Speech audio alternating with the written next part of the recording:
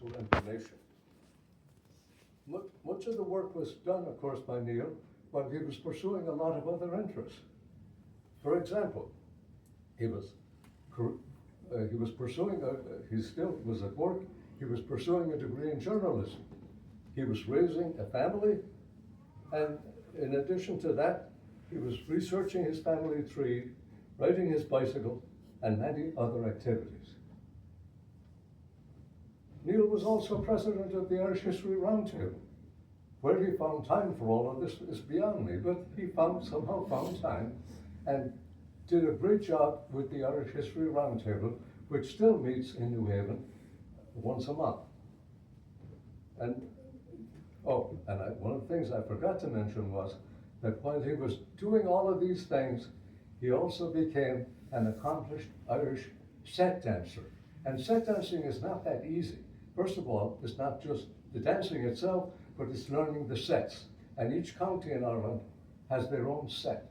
And popular ones were the Clare set, the Kerry set, and so forth. Neil learned quite a few of them. And he was in demand, quite frankly, because a lot of us guys have left feet.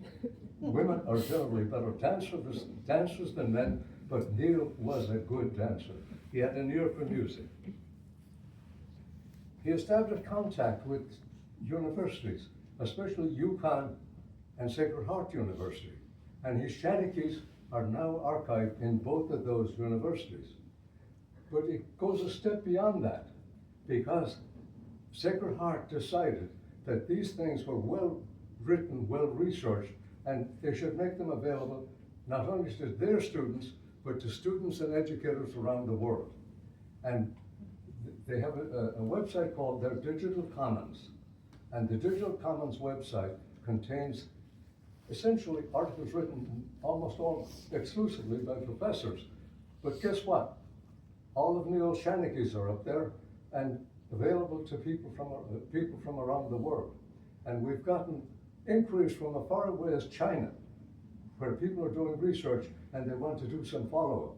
And just a couple of weeks ago, as a matter of fact, I had a question from an author, and this guy he's just written a book on the canal system in Connecticut, especially the Enfield Canal, and he asked me if, well, this is more than a couple of months ago, he asked me if Neil would write an introduction to it. I said, unfortunately, we can't do that now, and that would have been. And why did he do that? Because he met Neil at the State Library doing research on that very thing, the canals in Connecticut.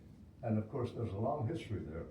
And certainly, Neil has written about it more than once, including a book. Now, Neil's research on early Irish life in Connecticut also led to another website. It's called the Irish Heritage Trail. That's a collection of over 100 sites in Connecticut that has some connection to the Irish diaspora. Now, it could be anything from the fact that they had Irish maids in the big house, which of course they did back in the day, or it could be that somebody actually owned the big house. There were fewer of those because most of us who came, especially after the Great Hunger in 1850, most of us who came to work as laborers, and we wound up on the canals. And many of those, I'll call it histories of those people who worked in the canals, were lost forever. They moved along with the job, and they never established themselves anywhere or went beyond laboring work.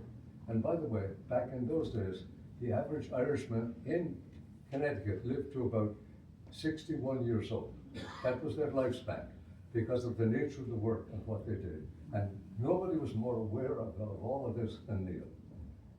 I could go on forever about all of the things we've done with him, and especially my wife Mary, who worked with him at the register. They practiced dancing down at Longmore on the sidewalk. People used to thought they were crazy. But anyway, they had a great time, and Neil was always a great, not only storyteller, but a great friend.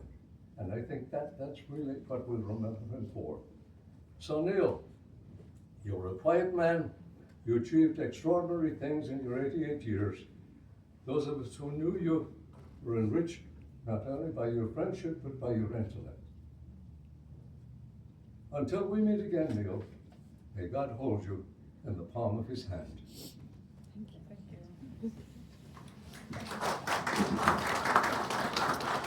To get started, I'll make an announcement to the